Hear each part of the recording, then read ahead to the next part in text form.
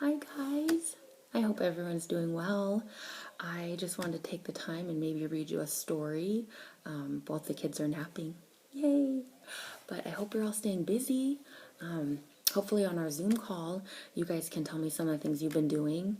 Some of the things we like to do over here, since it's been wet, we'll go outside and we'll collect snails. My son Weston likes to throw them or poke the snails, whatever.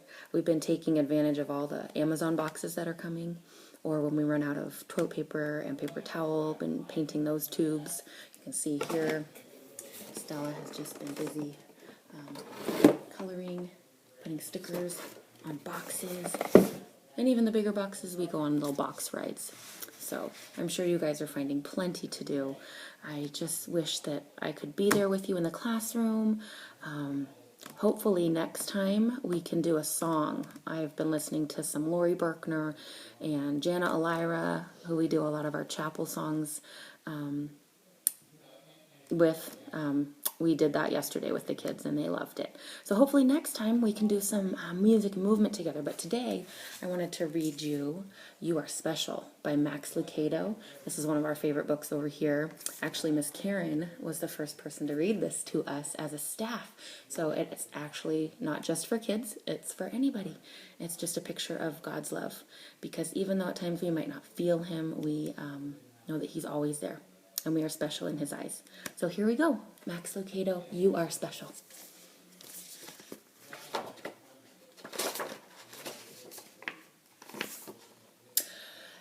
The Wemmicks were small wooden people. All of the wooden people were carved by a woodmaker named Eli. His workshop sat on a hill overlooking their village. Each Wemmick was different. Some had big noses, others had large eyes. Some were tall and others were short. Some wore hats, others wore coats.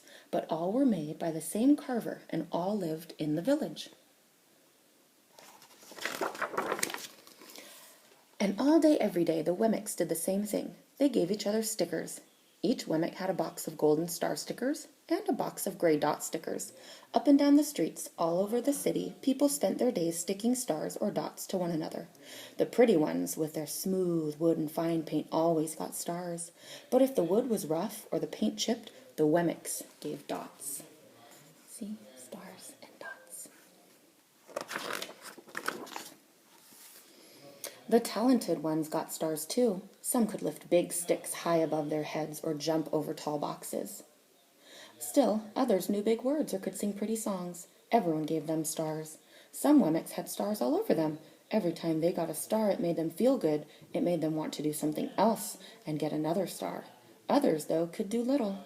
They got dots. These guys got stars. And this guy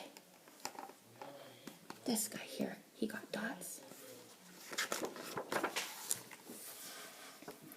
Punchinello was one of these. He tried to jump high like others, but he always fell.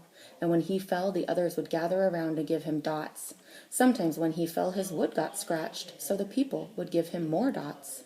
Then, when he would try to explain why he fell, he would say something silly, and the Wemmicks would give him more dots.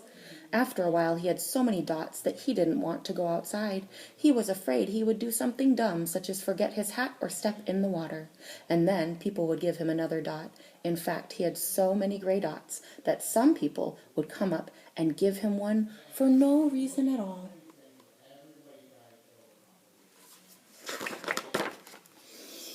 He deserves lots of dots, the wooden people would agree. He's not a good wooden person. After a while, Punchinello believed them. I'm not a good Wemmick, he would say. The few times he went outside, he hung around other Wemmicks who had a lot of dots. He felt better around them. One day, he met a Wemmick who was unlike any he'd ever met. She had no dots or stars. She was just wooden. Her name was Lucia. It wasn't that people didn't try to give her stickers. It's just that the stickers didn't stick. Some of the Wemmicks admired Lucia for having no dots, so they would run up and give her a star, but it would fall off. Others would look down on her for having no stars, so they would give her a dot, but it wouldn't stay either. See, no stars, no dots on Lucia. That's the way I want to be, thought Punchinello. I don't want anyone's marks.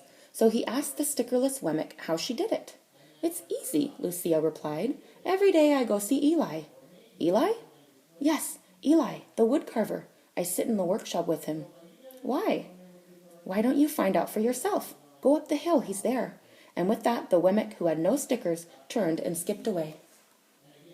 Let's see if he goes up to see Eli. But will he want to see me? Punchinello cried out. Lucia didn't hear, so Punchinello went home and he sat near a window and watched the wooden people as they scurried around, giving each other stars and dots. It's not right, he muttered to himself, and he decided to go see Eli.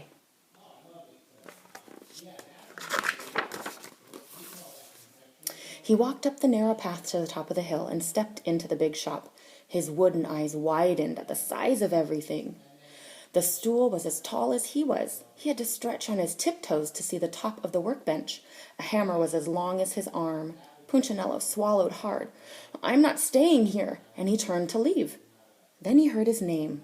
Punchinello. The voice was deep and strong. Punchinello stopped. Punchinello, how good to see you. Come, let me have a look at you. Punchinello turned slowly, and he looked at the large bearded craftsman. You know my name? The little Wemmick asked. Of course I do. I made you. Eli stooped down and picked him up and set him on the bench.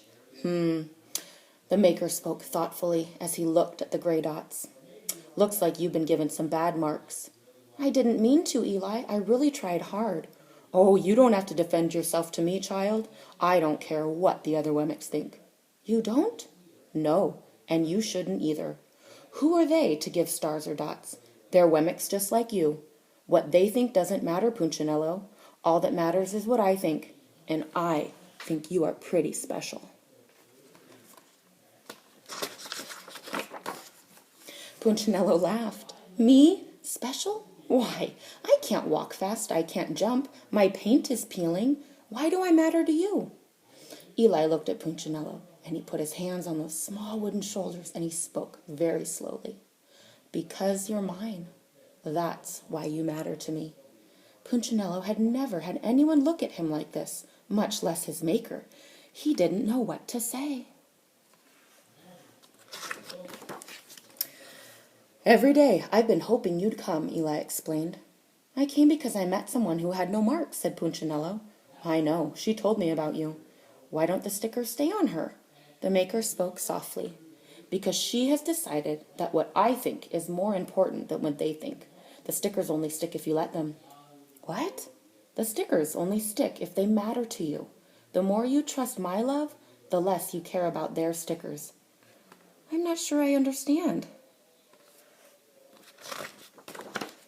Eli smiled. You will, but it will take time. You've got a lot of marks. For now, just come to see me every day and let me remind you how much I care. Eli lifted Punchinello off the bench and set him on the ground. Remember, Eli said as the Wemmick walked out the door. You are special because I made you. And I don't make mistakes.